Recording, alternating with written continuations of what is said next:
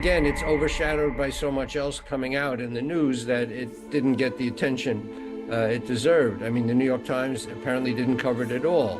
We'll go one by one on those issues, but I did find it quite interesting. And my partner in reporting, Leslie Kane, was actually there.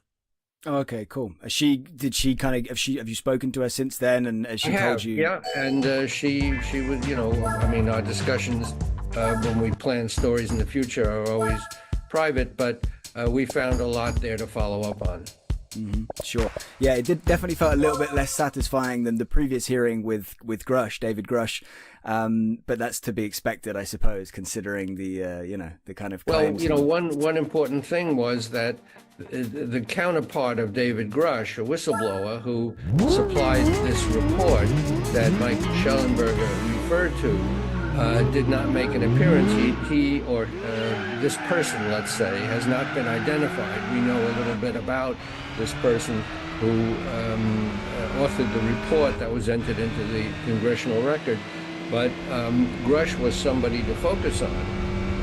And he testified, and he said some really startling things about recovery of biologics, material recoveries, that the government has possession of alien craft, things like that are really quite sensational.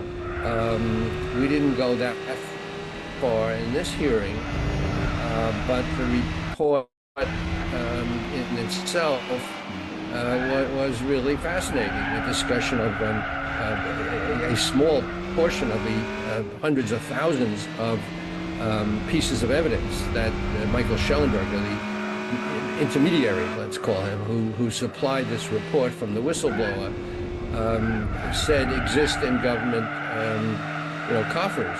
So even the little glimpse we got of that information that he says exists, Schellenberger said exists from the report, were quite fascinating.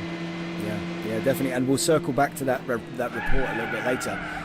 Sometimes I'm going to say someone said, because I forgot the name or didn't make a note of it in time while I was watching, but someone in the hearing said that said government agencies have been unable to substantiate any of David Grush's claims in or out of skiffs. What do you do with that information? What do you make of that? Where does that leave us in regards to Grush's claims? I'm not for a moment suggesting, okay, it's all off, forget it, he lied about everything. That's clearly not where we are, but yeah, what do you do with that, and what do you make of that? Well, I mean, one of the things that came out of the hearing this week was that the government has played a very disingenuous role over the years. They've lied about things, we know that, and there's a long history of misinformation and disinformation and, outright lying. So, when the government or the Pentagon spokesperson says that there's no information to substantiate Grush's claims, first of all, very few people are read into these programs. Grush was one of the few who was. The author of this report that was Immaculate Constellation that was cited at the hearing did have access, obviously, to very high-level confidential classified information. So the people who are denying this officially either don't know, they don't have the security clearance, or it's part of the long program of denying what is becoming increasingly clear is reliable information. So I don't put much stock in those denials. No, me neither, to be quite frank. What do you make of Moskowitz saying some of them, like the people asking questions, were told not to ask the witnesses certain questions or about certain things? And I think somebody else said as well that they were worried about asking about Immaculate Constellation because they were warned they might be put on a list or something like that.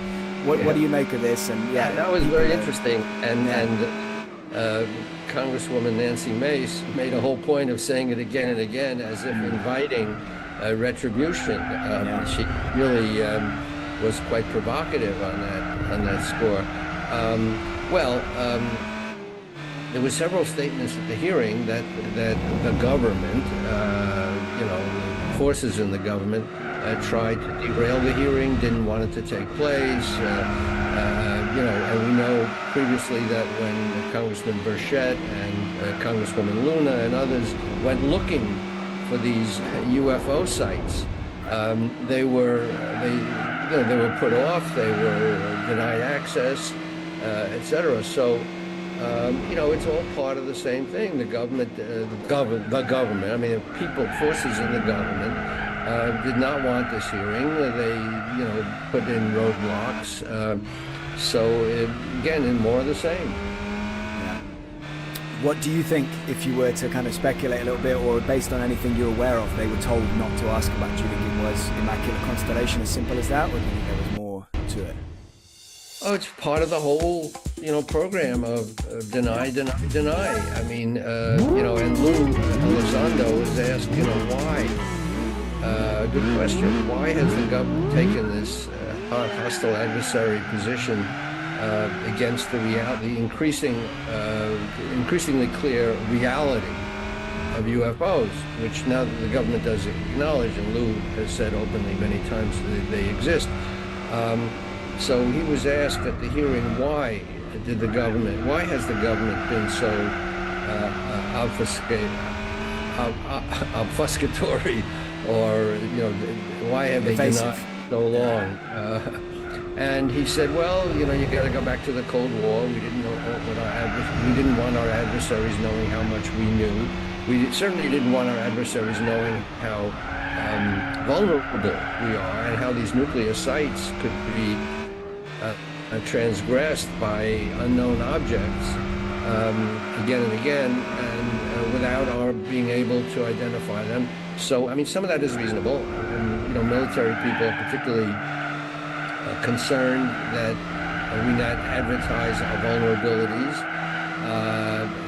Nobody in the government wants to admit that there are things out there that we don't know about, that we're just helpless against. So some of that is explainable, but the question remains, what would be wrong with acknowledging, at least without giving any national security information, acknowledging that there are objects that we cannot explain. We could have said that from the very beginning, and that it is a mystery left to be explained. I mean, that's so fundamental, and it doesn't give anything away. And other countries, I mean, our adversaries have experienced the same things. That's one of the things that came out in the Immaculate Constellation report, that Russia and China are experiencing the same things we're experiencing. And I think he even mentioned in there that other foreign nations have tried shooting these things down and that kind of stuff, which was... They have, exactly. And we've not been successful, apparently, in that. There have been incidents described in the literature of our jets trying to shoot these things down, and somehow it never seems to work. For various reasons. Were you already aware of the program, Immaculate Constellation, prior to anything published by Michael Schellenberger? Well, Leslie and I knew that this was coming out, actually. We had a good tip, and we were pursuing it. We weren't able to get anything printed because of the short notice and a lot of secrecy around it. But we did know of Schellenberger, and we did know of the program and of the report. Not for long. A week or so before the hearing, and we're scrambling to try to pull something together, but the time was just too short. Yeah. And how many sources told you about that? Was it just a single source, or did you have multiple sources confirming the veracity of... We had more than one source. We had some sources in Congress. We had some sources directly connected to the report. I don't want to go into too much detail there, but we knew basically what was coming in the hearing. Yeah. And as you said, you had multiple sources. I'm not going to press you for more details, but you had multiple sources. They gave you the name of the program and everything like that, and everything lined up with everything that's been published. Right. I mean, I want to be clear that we did not know about it outside of Michael Schellenberger's report. So he really broke new ground with that, and he's to be commended for that. But once we knew the program through him, we were able to confirm through other sources that this was going to come out at a congressional hearing, and Yeah. et cetera, et cetera. And you were happy to confirm the veracity for yourselves, and you were happy to say that, as far as you're concerned, that's a real program in the government. Yes, as far as we know, it is a real program. By the way, it was never denied at the hearing. It was never challenged, and it was not challenged after the hearing. I mean, you always have to be aware of hoaxes in this business, as you know. There's a lot of information floating around, and the internet is really the Wild West. So there's all kinds of stories, and you have to take them one by one and try to confirm them, and not assume that everything that comes out is real. So it's a struggle, and I think that's what differentiates solid reporting, which we're proud to cop to, Leslie and I, from some of the other stuff. There's a lot of speculation out there, and when they asked Lou and others at the hearing to speculate, where do these UAP come from?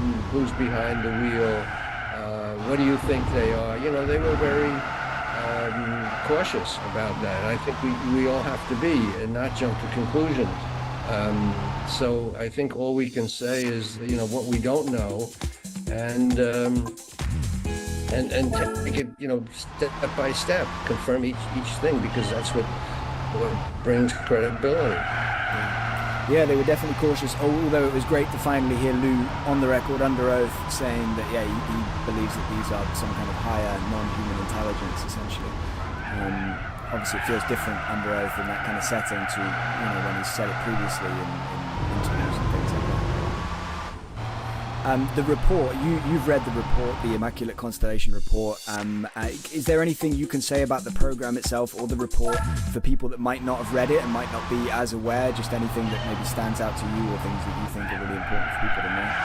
Well, it's, I think, a 14-page report. It's kind of jargon. 12 page? I think so, yeah. I read it yesterday. I didn't count it, but the pages weren't numbered, and by the way, there were no identifying marks on the report. This is one of the problems in this field, and often I found in my UFO reporting, you often come across a document that either has misleading identification on it or lacks identification. So it's not as if it told us, who the author was, or any, other identifying information. But a bunch of things jumped out at me that were interesting. I mean, there were references to quite a few incidents, encounters between Navy jets and these objects. So.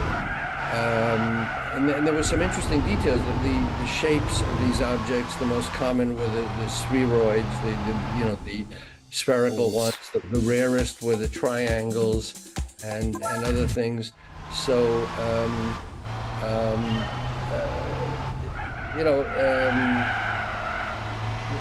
there was a lot of interesting information about marine encounters, objects entering and exiting the water, which is really interesting. Tim Gallaudet, one of the witnesses, really has spoken out about this, and he's an admiral, so he knows about Navy encounters. So that was particularly interesting. So there's a lot of interesting stuff in the report that makes you hunger for more. I mean, interestingly enough, it referenced thousands of other encounters, which have never been shared with the public. The New York Times put out 3 videos, as you know, in connection with our reporting, which caused a lot of interest at the Times. They still put up a lot, the Go Fast videos and the others, but they're pretty primitive in terms of what the government actually has captured since then, or before then, but never put out. So there are, according to the report, there are hundreds of these videos and sightings that have been documented that really confirm what the government now acknowledges that these objects are real. We don't know where they come from or what they're doing here or why, who's behind the wheel, what, if anything, intelligent is involved.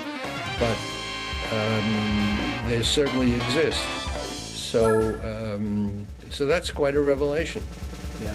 Yeah, you said it made us kind of hungry for more. Definitely starving, famished. Like in that report, it was so much, but then you just want more. As you say, you want to hear from the witnesses of those incredible UAP events that were mentioned in there, and we want to read all the reports, because the whole thing was compiled based on, I think, that like UAP interactions with the military, right, and with intelligence officials. One thing in the report, or one of the things in the report that stood out to me, was it talked about reproduction vehicles, and it talked about including a triangle UAP ARV. What did you make of that? Have you heard, again, that from your other sources? Have you heard the idea of reproduction vehicles that we've successfully reverse engineered from non-human craft? Well, I've heard, we've all heard these stories. Grush, referred to them. Lou said, Elizondo said he could provide Congress in closed session, and Grush said this, I believe, too, with the locations of some of these recovered objects, which we supposedly have, somebody in the government has, or maybe private contractors working with the government have. So it wasn't completely new to me. It adds to the body of evidence or testimony that these things have been recovered, that they're being, reverse engineered, so that's quite interesting. Obviously, what would change the dynamic is to make public, one of these things in custody. And show it to the world, but I don't think that's going to happen, not for a while. Yeah. But again, just to clarify that, do you, from speaking to your sources, do you think that or do they seem to be under the impression or awareness that we have reproduced one? To have these like reproduction vehicles that are made by human hands based on the craft from somewhere else? I don't know if I can go that far based on my information that we've gathered, but certainly there have been enough hints from Lou Elizondo and others and Grush that these objects are in the hands of certain government programs and private contractors. Yeah. How far they've gotten with reverse engineering these, I mean, there has been reporting to suggest that some of the more avant-garde weapon systems are based on research conducted by private contractors and secret government programs, implementing some of this technology. Let's put it that way. But as far as I know, we've been told, Leslie and I have been told, that we the government, secret government programs, have not been able to successfully reverse engineer a craft or understand this technology at all, what the power source might be, or how mind-body control might affect the aviation or flying of these objects, etc. I don't think, from what we've been able to find out, that we United States has successfully mastered that technology, or even any other country. So I would be very wary of reports that these reproduction vehicles are flying around. Again, you have to take it one step at a time. We know that the objects are up there. They're not ours, by the way. That came out at the hearing. It comes up again and again. How do you know that these are not secret American technology or secret Russian or Chinese? And all the experts say that their capabilities are way beyond anything known on Earth. By the way, one of the things Lou Elizondo testified to was interesting. He said the G-force, gravity force on pilots is obviously a big concern in the design of our aircraft, our jet aircraft. And normally human beings, pilots, can withstand several Gs, maybe extreme limits, maybe 10 Gs, 12 Gs. but these craft exhibit capabilities of thousands of Gs. So no human body could be known to withstand that. So maybe they're piloted by robotics or something, but it really challenges the definition of life as we know it, because the ability of these craft to stop on a dime and change direction and then speed off at unimaginable, speeds raises a question of what kind of life form could withstand, that G pressure. Yeah. So, that's one of the many mysteries, and Lou did talk about that.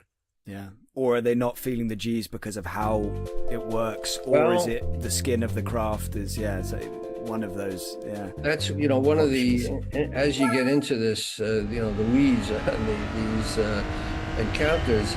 There's some testimony suggesting, witness observations suggesting that these things travel in some kind of bubble. And maybe that counteracts the G-force. So maybe it's an anti-gravity system that's operating within this bubble, which could explain that. But again, it's speculation. One of the other things I found interesting in the Immaculate Constellation report, and I think it was also kind of hinted at in the hearing, I think it was just after Lou talked about those G-forces and that kind of thing. I think it was Luna, Representative Luna, that asked him about whether these craft, any of them were alive or something along those lines. And in the report, it mentions shape-shifting UAPs and irregular or organic UAPs. And so again, I wondered what your thoughts were, or what you make of the idea of potentially some organic UAP. Like, what do we do with that? Wow. Yeah. Whenever you think you've heard the ultimate in this business, right. Something else comes along and just blows your mind.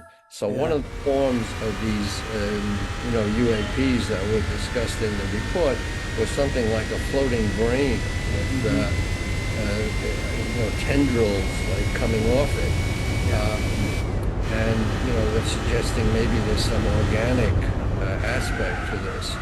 I don't know what to make of it. I mean, all you can say is that these things have been observed. I mean, Dave Fravor talked in the Grush hearing about the Tic Tac form. Looked like a propane tank or a Tic Tac, lozenge, with no visible wings or tail or means of propulsion, no aerodynamic surfaces that we can understand. And everyone thought, well, that's pretty weird. And then Grush testified to an encounter involving a cube, a sphere with a cube inside, and all the points of the cube touching the inside skin of the sphere. And he talked about, Grush did, about meeting a pilot afterwards who was completely freaked out having seen this thing. Again, what do you make of that? I mean, it doesn't, comport with anything we understand. And the old idea of a alien spaceship being a flying saucer or so, it's not that simple. They take all these other forms, and again, all we know is that this is what's been seen or captured by, sophisticated photography, which has not been shared with the public. So that's interesting, but again, you can't dismiss it, because this has been captured by technology. It's been eyeballed by our best observers, Navy pilots, who are not insane because they're operating these craft. They're not hallucinating because we trust them with the most sophisticated equipment we have. So all you're left with is their accounts. I saw this and I can't explain it. So that's where we're left. But it takes, the report that Schellenberger introduced, as you said, is quite detailed on different forms of these craft. The spheres are the most common. The triangles are among the rarest, and then there are these, brain-like things that are completely weird. word organic mentioned without much more information to back that up. So it's like obviously leaves us wondering, and as always, it creates way more questions than Absolutely. answers. Absolutely. Other than the things I've kind of mentioned or whatever you mentioned already regarding this hearing, is there anything else that maybe we haven't discussed that was an interesting takeaway for you, or something that we've learnt, or what have you? Well, I'm looking down my notes. Michael Gold, one of the other witnesses who had a background from NASA, did spend some time saying, well, NASA is an interesting factor in this equation because for years, NASA took no part in the discussion, like they didn't want to be tainted by, UFO, by the whole field of UFO studies. But now, under former Congressman Nelson, NASA is taking a part, which is interesting.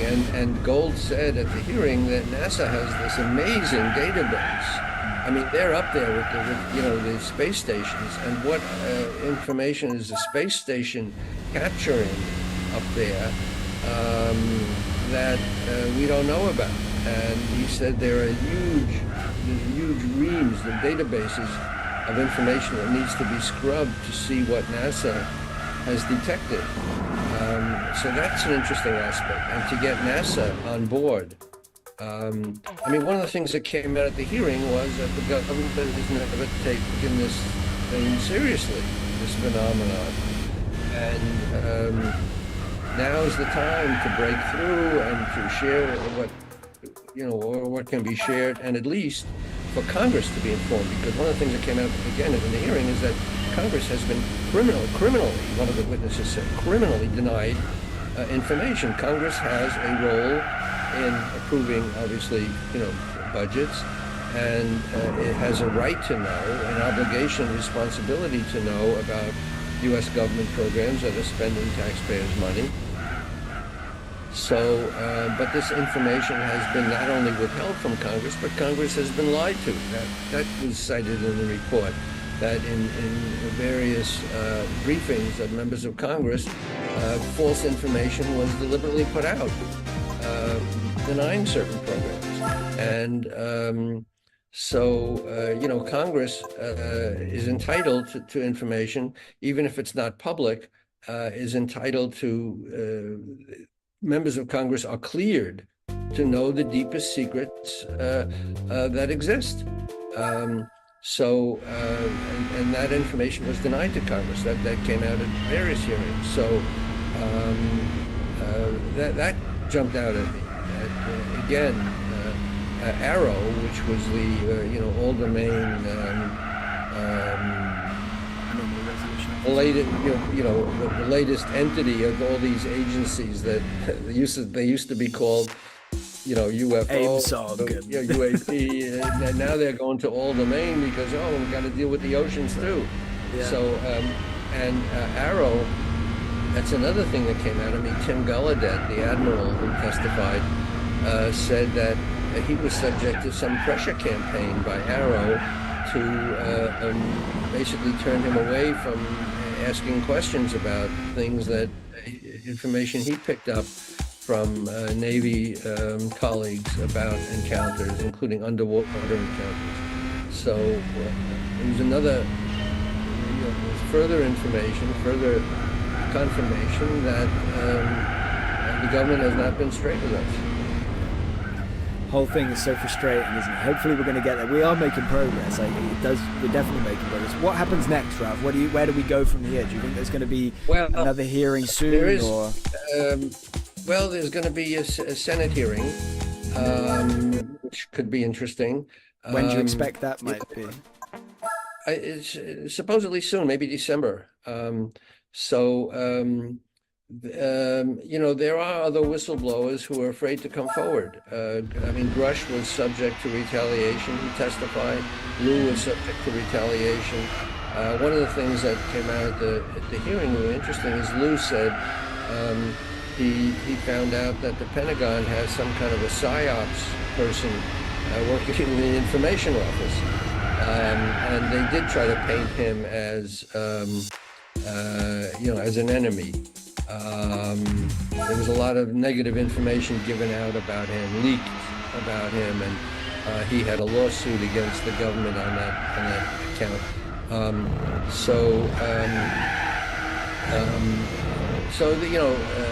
We need to know more about government programs. And now there's a new head of Arrow. There was some confidence voiced at the hearing that there may be a new direction that the government is taking in terms of, candor, transparency. No one is expecting all the secrets to be revealed because there are legitimate national security implications. Everyone knows that. We're grown up, we understand that. The idea of, full disclosure coming out, it's not going to happen. There's too much involved in national security and defense programs. Look, we are in an arms race. Witnesses have said that again and again at the hearings with our adversaries, our earthly adversaries, not to speak of cosmological adversaries that may be out there. But we're in an arms race for this technology. Whoever can figure out the power source or a power source that is, giving power to these objects, enabling them to operate either interdimensionally or at vast distances, in traversing the universe, obviously would control the world, our world. So there is a legitimate, national security interest in not keeping, in keeping some secrets, but other information seems to deserve sharing with all of humanity, because we're all common, occupiers of this planet, and all these things have, but it's not a American phenomenon, obviously, UFO encounters. It's around the world, and I wrote about this in my book on John Mack. He went all over the world tracing these encounters in Brazil and Australia and, Africa and, Harare and all these places where people all reported the same things, encounters with strange craft and sometimes strange beings. So this is the common property of humanity, and we deserve to know, what's going on to the extent that it can be shared. Yeah, absolutely. I know this question is probably one that you won't have a lot to say on, but just in case, I'll ask you. Are you aware of any new kind of whistleblowers or new people that are in government or were in government that are going to be going public to share what they're aware of? Are you aware of any new names that we're going to be, I'm not asking for the name, are we going to hear from anybody soon in the coming Well, months? I'm aware that there are people out there who have information, which would be very interesting. But they're not ready to come forward, just like the person who wrote the report that Michael Schellenberger referenced at the hearing. They're very afraid because the government has a history of retaliating, despite the whistleblower statutes, which are supposed to protect people with this information. The whistleblower statute that was passed by Congress and signed into law provides a whole mechanism for revealing information important about UAP programs that exist, material recovery programs, possible recovery of bodies, alien biologics, etc. The statute doesn't say that whistleblowers have a right to go on, TV and announce everything they know. It provides a very secure mechanism for them to give the information to responsible members of Congress in secure facilities, etc. But even that rigid protocol was violated, according to Grush and Liu and others, by retaliatory measures by the government. So it's understandable why a whole number of whistleblowers who have information are reluctant to come forward. Lou said that he found, or he wrote this in his book. There were orbs in his house. I'm not saying they were unleashed by the government, but he and Grush said that people have been killed actually with information. He was asked, when he said that, killed by the government or killed by aliens, and he said both. This was an open testimony to Congress. So it's understandable that whistleblowers are concerned, and we, Leslie and I, have spoken to people who have information, and they're not going to come forward, not yet. So to answer your question, yeah, we're aware of people, but we're a long way from them going public. It's just, it's frustrating, and hopefully the not yet ends up being the important thing, and hopefully at some point in the future they do feel comfortable, or things change sufficiently that they feel able to step forward. If only maybe everybody would do it all at once, then maybe it would be harder for the government to retaliate in a sense. But you mentioned Lou's book, Imminent: Inside the Pentagon's Hunt for UFOs. Let's talk a bit about that. I've got a few questions about it for you, unless there's anything else you wanted to say about the hearing first. No, I mean, your questions are very good, and they prompt my, there was a lot of material given out at the hearings, a lot of information, so it's hard to recap it without specific questions. If I'll remember something that happened at the hearing, but I think it did move the ball forward. And I think that's an important point you touched on, that we're certainly not at the goal line, but we know a lot more than we did a few years ago. When I did my book on John Mack, it came out in 2017, in 2021, and the story in the New York Times came out in 2017, we knew a lot less than we know now. The government is now saying that these things are real. That is a big breakthrough in my view. From the days when the government said you're hallucinating, and they got the Disney company to help propaganda, that people who saw UFOs were crazy. But no one was talking about it, or they were afraid to talk about it. So we have come a long way, and I think that's an important point, that people who are advocating for, immediate disclosure, I think are a little bit naive, maybe.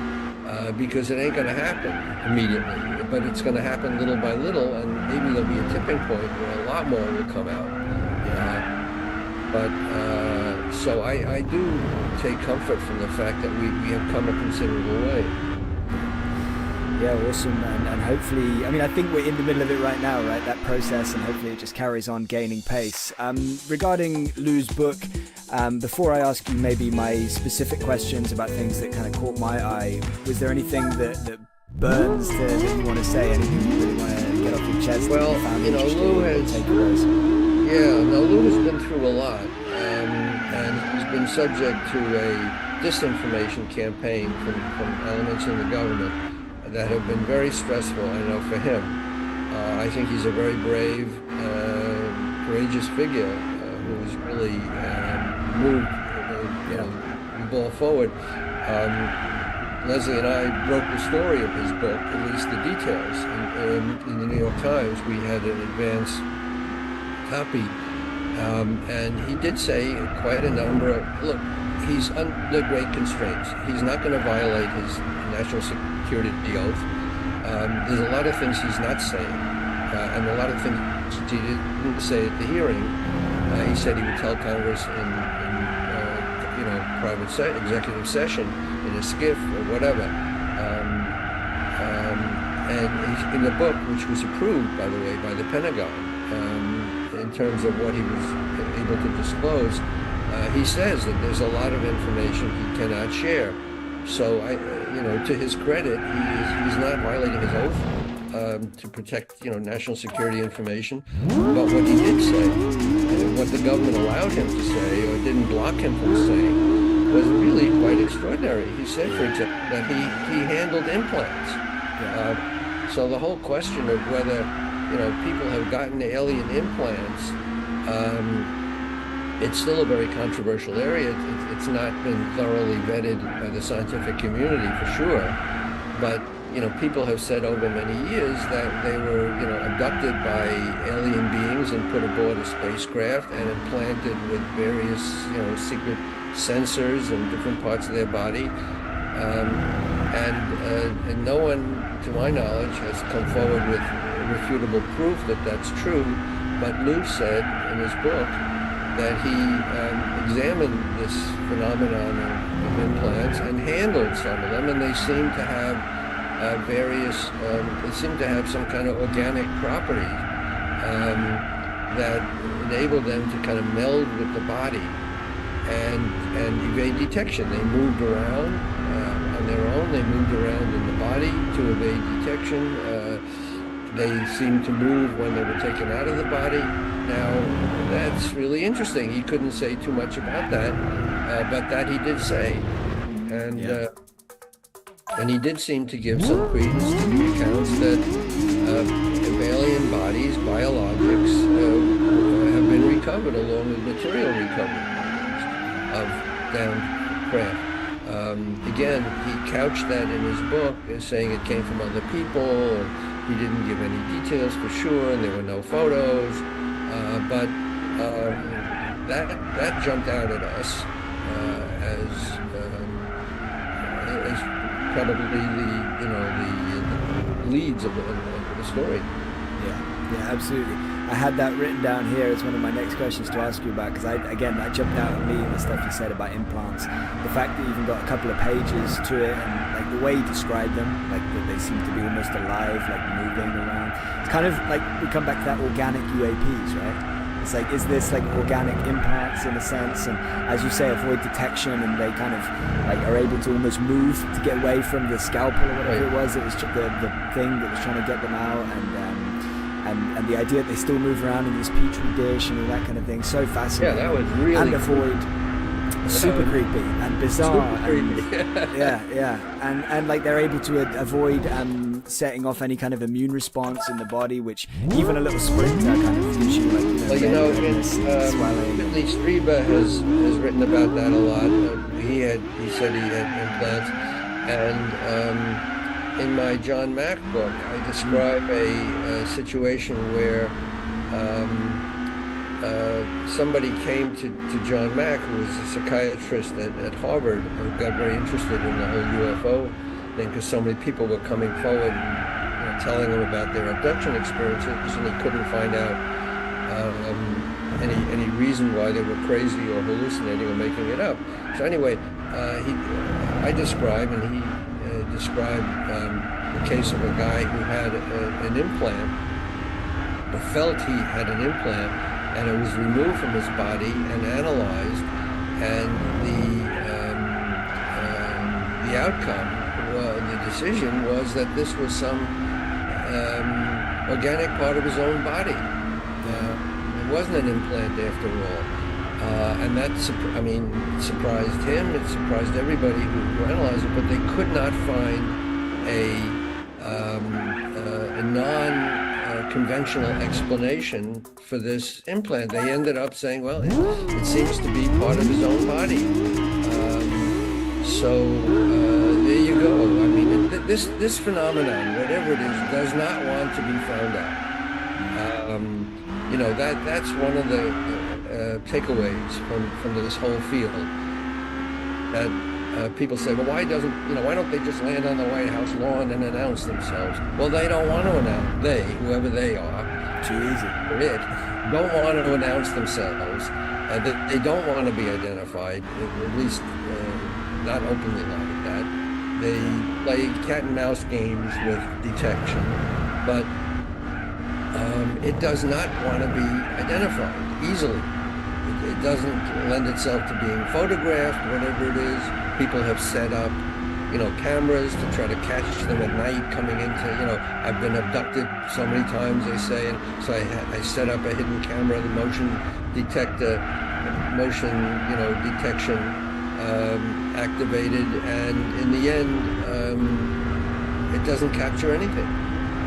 So that's part of the same mystery. Yeah, absolutely. A couple of words, just a couple of last words on the implant stuff. Did the stuff that you read in Lou's book resonate with anything that you've, other than what you mentioned, resonate with much that you came across in John Mack's archives and things like that? Like, did he have many other descriptions of the way they moved, like the way Lou described them and things like that? Again, just in a brief answer, if possible. Yeah, he didn't have the same detail that Lou had about that, but he certainly had cases of people telling him about implants, and he was unable to. Look, John Mack was a psychiatrist. That was interesting. That limited him. He was not a neurologist, like other people in the field. There were limits to what he could, investigate. And it's interesting because that came up at Harvard. He was hauled before an investigating committee at Harvard to see whether he was, hurting Harvard's reputation by propounding all these theories, or at least, investigating. And he had to admit he didn't have the tools to investigate, the ultimate truth or falsity of this information. All he could do was operate on the grounds that he knew, which was psychiatry, and there was no reason these people were making it up or hallucinating, or so he came to the conclusion that somehow these things happened, these crazy things that people were talking about happened. We don't know how, but that's really what we're left with. So to answer your question, John Mack did not have the technical expertise that Lou was able to draw on in investigating these implants, but he was very well aware of them. Yeah. I found it pretty interesting in Lou's book when I read that Monsanto, the name Monsanto. I was like, oh, that's interesting. And allegedly involved in dealing with non-human biological specimens in some way or another. I guess I want to ask your thoughts on that, but more importantly, have you ever heard that from any of your sources, either prior to or after reading that? Well, we spent some time, Leslie Kane and I, looking into private contractors and their possible role in this whole field. And we came across a whole number of names of companies, mostly aerospace companies, but others. And what makes it particularly difficult to pursue that is that these private companies are not amenable to the Freedom of Information Act. So whereas you could send a FOIA request to a government agency and they probably will put you off, as they often do, saying that it's classified or they don't have information, etc. At least they are required by law to respond and to really search their files and to provide information if they can legally. Private companies don't have that obligation. So, and that's probably the reason the government has been dealing with private contractors for so long, that they're shielded from disclosure. Plus they have the expertise and the money, private money, to research these areas. So we did come across a lot of information suggesting that private contractors were involved in this work. But as difficult as it is to deal with secret government programs, it's infinitely more difficult to deal with private contractors because they don't have any obligation to talk to you. Yeah. So there you are. It does comport with stuff we had heard and try to check out, but at this point, there's no way to do that. Yeah, fascinating. Were there any other companies that you would be able to name now that you found interesting, when you were looking into that? Not necessarily that you have a concrete link, but a company that you found there's a lot of smoke there, and maybe it's not a weapons company or, kind of a company like Monsanto, like a little bit different in this sense. Was there anything else like that? Well, Lockheed keeps coming up, Lockheed Martin and McDonnell Douglas. A lot of the big defense contractors, and there's been some reporting on Lockheed,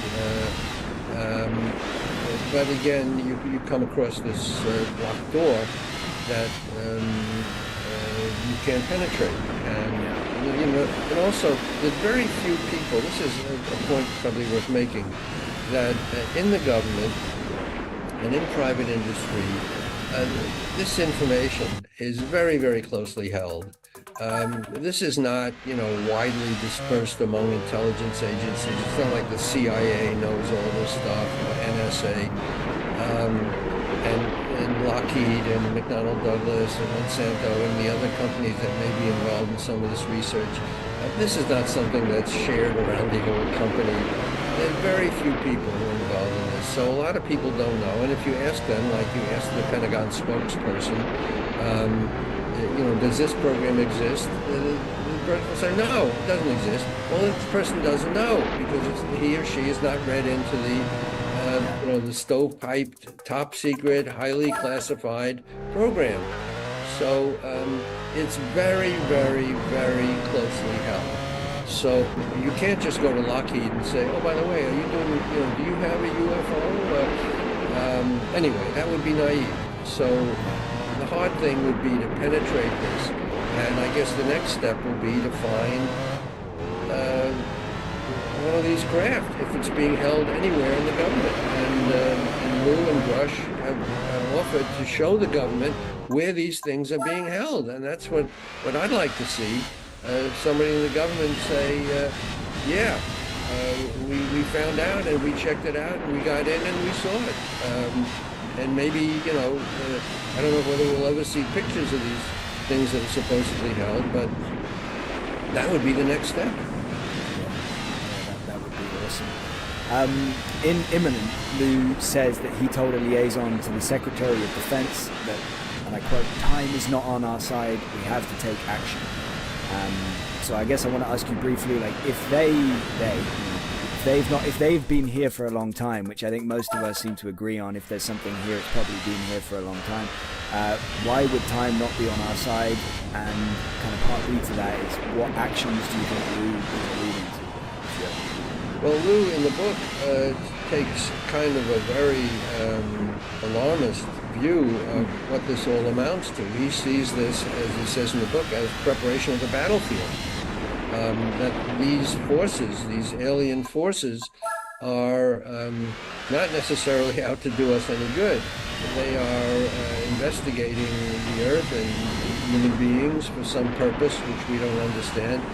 And he thinks that there's a great danger to humanity. So that's why I think he says time is not on our side. It's impossible to know what the purpose of these visitations are, if these things have been coming here for a long time. And these abductions which have been taking place, and so many people say they feel they've been abducted, but again, it's hard to confirm scientifically. But what does it all amount to? And Lou, whatever he knows, he's not sharing everything he knows, but he says that he has a very uneasy feeling about what this all amounts to, and that there is a great danger to humanity. And anytime the government can't, the military can't figure out an adversary or potential adversary, why are all these things focusing on military sites? That's something that came up at the hearing, by the way, Ben, that's interesting.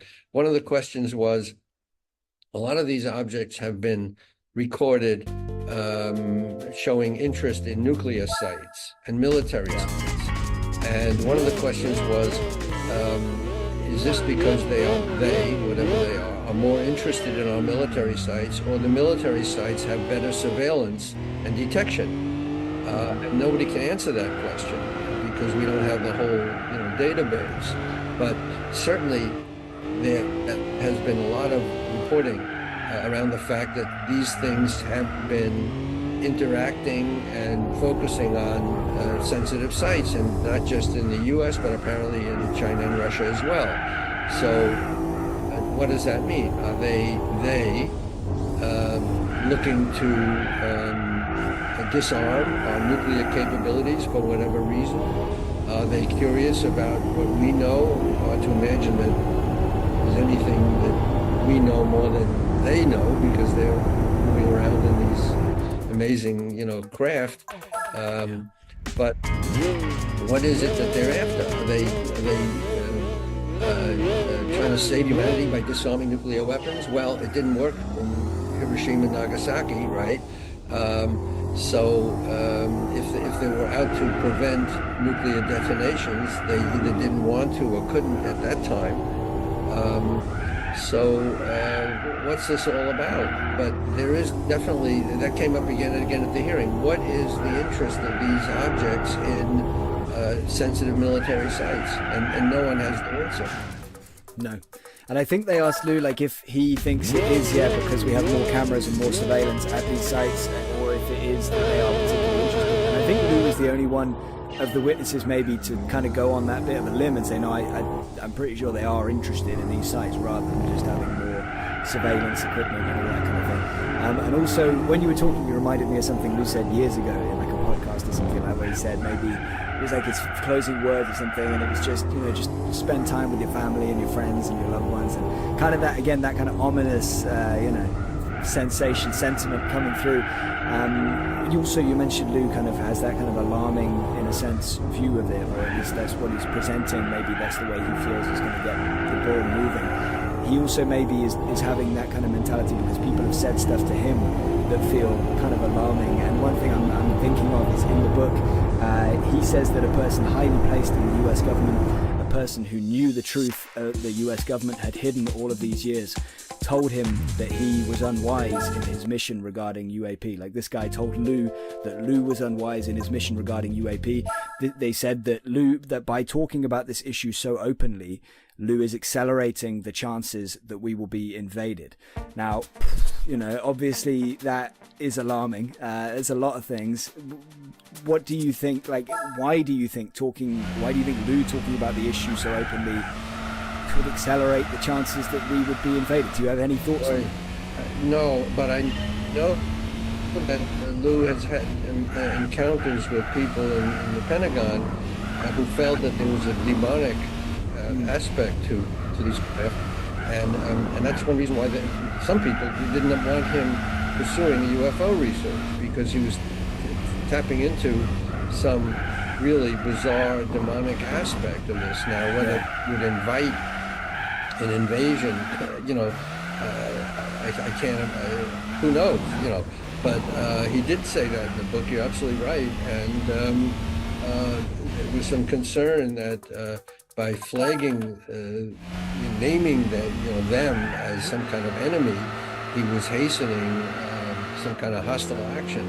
I mean, who knows? But again, you always have to ask yourself, what does Lou know that he's not saying? Because there's a lot he can't talk about, and you can assume he knows more than he's saying. That's for sure, because he only got clearance to talk about a little bit of his information. So, what information is there, and what information does Congress have available to it, or what information has Congress already heard from whistleblowers that they have not shared with the American people? I mean, you can speculate that it's a lot, that there's a lot of information that's very alarming that has not been shared. And maybe some of it will come out in hearings, but it's impossible to know. But it's certainly very worrisome to think that there's a lot of information that we're not getting access to that could put this in a whole new light. Yeah, exactly. And if the person that said this to Lou is truly as he described it, he said a person who knew the truth the US government had hidden all these years, like that is kind of alarming. If somebody that knows way more than even the people that we look at for answers like Lou, if he knows more than that and he's saying that, and then you go into hyper speculation mode, and I'm thinking, Grush alluded to potential agreements with non-humans, and then it's like, okay, so is there some kind of agreement where we've agreed to let them observe us, maybe take some of us if they, and in exchange we don't tell the masses about their, that they're here. In exchange, they don't just kill us all or whatever. Hyper speculation, as I say, but yeah, it's kind of a bit worrying. Have you ever heard anything similar from your sources? It's similarly alarming, in the sense of, it's very important to take this one step at a time, take a deep breath, because once you go down this path, You're familiar, I'm sure, with the stories that came Yeah. out after the 50s that President Eisenhower was dealing with an Mm. alien group, and that we have an agreement that humans will spend time on the alien planet and the aliens will help us work on secret I've heard of it. I technology. haven't gone down the rabbit hole, but I'm aware of Well, it. that's one of the stories around, and Majestic 12, etc. And as I said, it's very important to go step by step and to really uh, put our faith in information that we can verify, even if it's unsatisfying at first to Yeah. be so limiting. But there's a lot of really wild stuff out there. And one story, which is that we've been cooperating with aliens all along. Now, as a mainstream reporter, and I always try to ground my reporting from my books and my New York Times stories, freelance stories, in what we can verify, and at least what we can attribute to a named person who will stand behind the information with his or her name, and we can look at their credentials for saying this. That's why we put faith in Lou and Tim Gallaudet and others who have attached their names and reputations to information, and that's very important. So I prefer not to spend a lot of time thinking about all these, wild ramifications and stories that are out there, and only focus step by step on what we can confirm, because not everything that is said or hypothesized about is true. It may be, but we have to ground ourselves in information we can verify, and be careful to report only as much as we know. And at least if we mention other possibilities, we say there's no confirmation of that, or this is pure speculation. But the reason I think our 2017 story held up so well, it wasn't perfect. I mean, there are things like OSAP preceded ATIP, and where we didn't really spell that out in great detail. There wasn't much room to do that. But anyway, the reason the story held up so well is that we were very careful to report on what we knew. And the Pentagon had a secret UFO program that Lou quit because he wasn't being supported, and that the government had spent $22 million on this secret program, and a lot of it went to Bigelow. So we reported those facts, and those facts have stood up. And I think that is not a requirement and a goal for other reporting in this field, to stick to what we know, or at least what people are willing to stand behind with their names. There's a lot of unnamed people who are happy to say stuff, and other reporters who will print that. But we've been very meticulous in identifying our sources and not taking information from unnamed sources. So I think that's important. And we lose some of the stories, obviously, that are more sensational, but I think it puts us on a better ground. Yeah, no, agreed.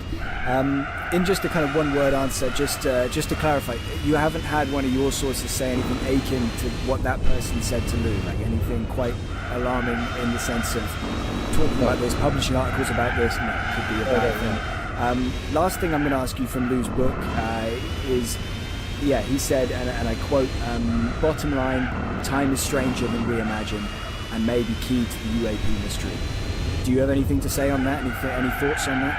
The whole thing is stranger than anything we know. I mean, it keeps getting stranger, just like we were talking about the shapes of these craft. If you said, these craft, okay, everyone can picture a flying saucer. Okay, they can imagine a flying saucer going through space. But what if it's not just a flying saucer?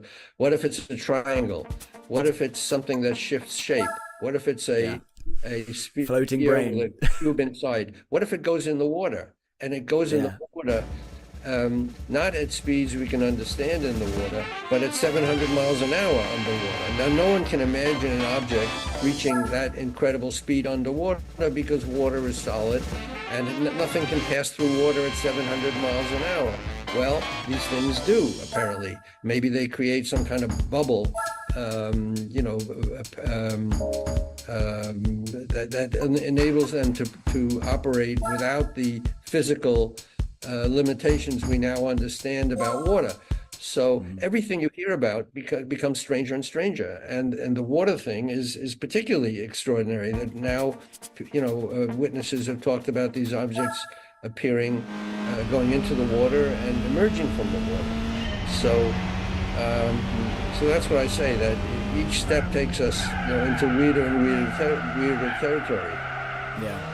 But with you looking into John Mack's work in depth and everything like that, I'm sure you would agree with the statement that time is stranger. It may be more mysterious, or however Lou said it. Time is stranger than we imagine. I'm sure you'd agree with that. And as you say, reality. Grappled with what is time? What is time? Yeah. Time changes whether you're on Earth or another planet. How about that?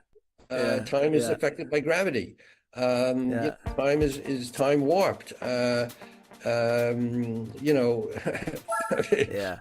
just did an interview with them. But when you read the stories by people who are interested in physics, string theory and all this very, very weird stuff, dimensional theory,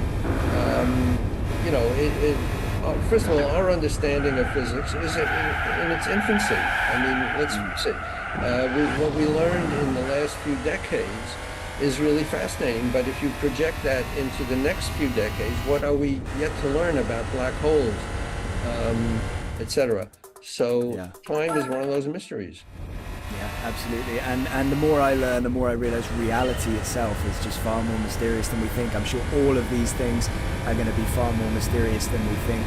I recently interviewed a psychologist all about time, the nature of time. He wrote a book on time expansion experiences, and that was fascinating. He was talking about how he thinks the evidence suggests time is non-linear. Time is way more mysterious than we think, and so that's super interesting.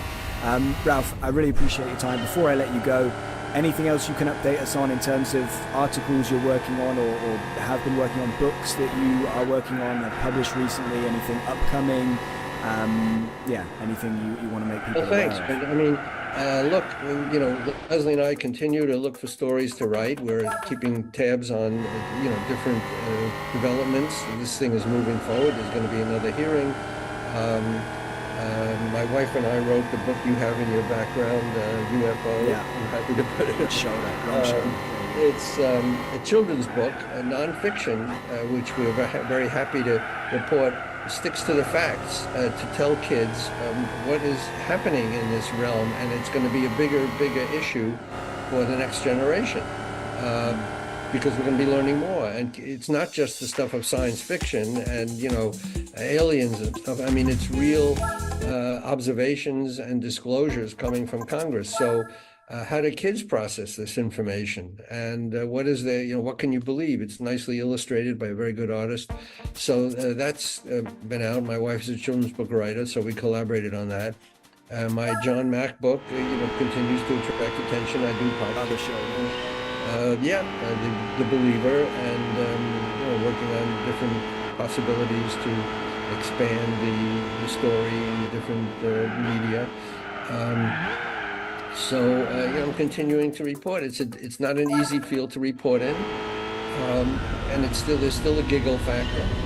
The stigma is still there that it's not a totally reputable field, and yet I think it's very important. And if you stick to what we know and what we can source, I think we're getting somewhere. Yeah. No, I mean, I think that at this point that's kind of beyond dispute. I think we're definitely moving forward. When you look back again to your article, you and Leslie and your other colleague whose name is escaping Cooper, me. Helen Cooper. Yeah, that article, obviously everybody says it changed the game, and we can look back now and clearly see that, things are very different since then, and the developments keep getting quicker and they're bigger in a sense, and hopefully it just continues on this path at the very least, if it doesn't increase. Anyway, I really appreciate your time again, Ralph. I think you're my first guest that I've got to 4 interviews with, so that's awesome. And I think you were the only guest that I've interviewed as Unraveling the Universe that I spoke to when we were Have You Met podcast a few years ago. So you've been with us from the start. Really appreciate that, and I appreciate your time again. Well, you're a great interviewer, Ben, and it's a pleasure to be there, and let's keep it up. We'll continue to monitor developments and beyond as the news where it takes us. Thank you, Ralph. Ralph. I really appreciate that, and I look forward to doing it again sometime. All my best. Great, thank you. Thank you for listening to my conversation with Ralph Blumenthal. Please see the description for lots of links, including to Ralph's books and website. Please subscribe if you want to continue unraveling the universe with us, and if you want to support us, please be aware that you can do so via Patreon. Thank you.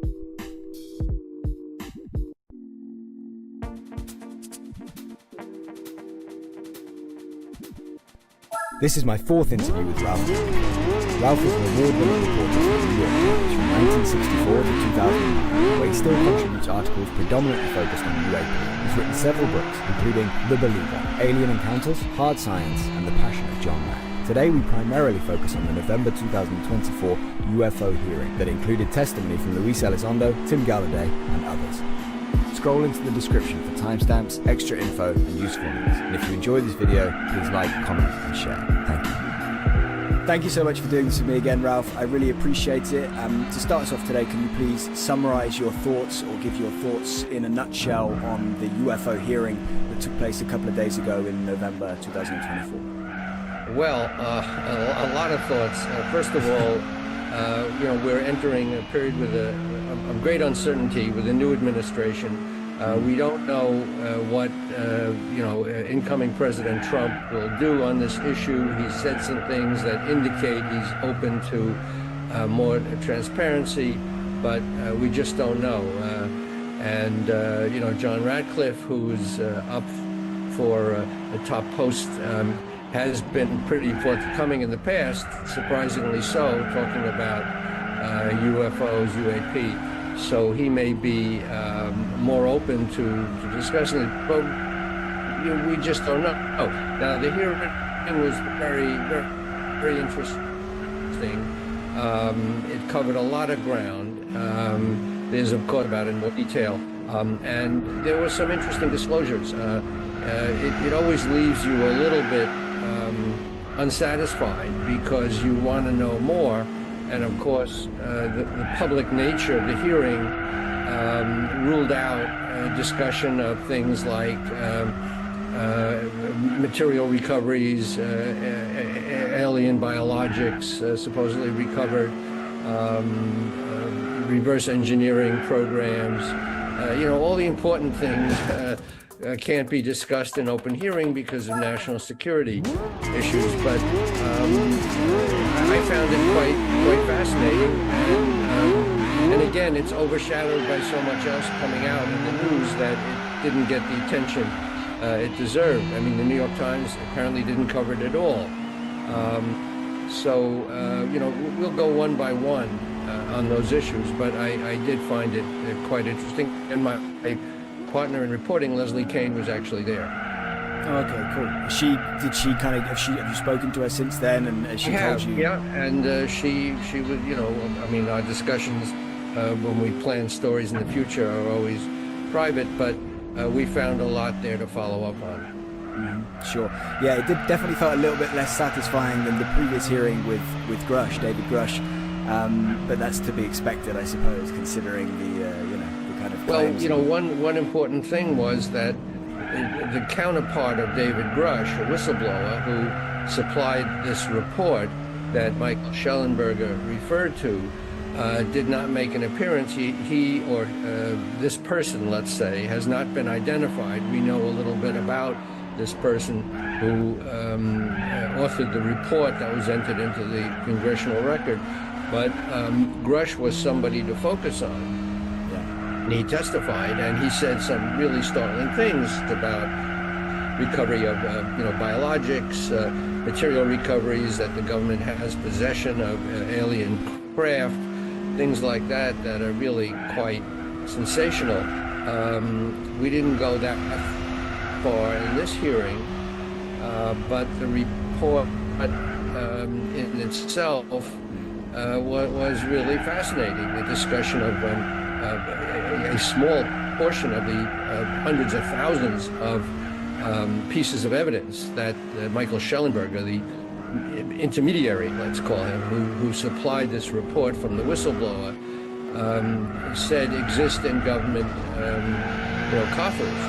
So even the little glimpse we got of that information that he says exists, Schellenberger said exists from the report, were quite fascinating. Yeah, definitely, and we'll circle back to that report a little bit later. Sometimes I'm going to say someone said, I forgot the name, or I didn't make a note of it in time while I was watching, but someone in the hearing said that so government agencies have been unable to substantiate any of David Grush's claims in or out of skiffs. What do you do with that information? What do you make of that? Where does that leave us in regards to Grush's claims? I'm not for a moment suggesting, oh, okay, it's all off, forget it, he lied about everything. That's clearly not where we are, but yeah, what do you do with that, and what do you make of that? Well, I mean, one of the things that came out of the hearing this week was that the government has played a very disingenuous role over the years. They've lied about things, we know that. And there's a long history of misinformation and disinformation and, outright lying. So, when the government or the Pentagon spokesperson says that there's no information to substantiate Grush's claims, first of all,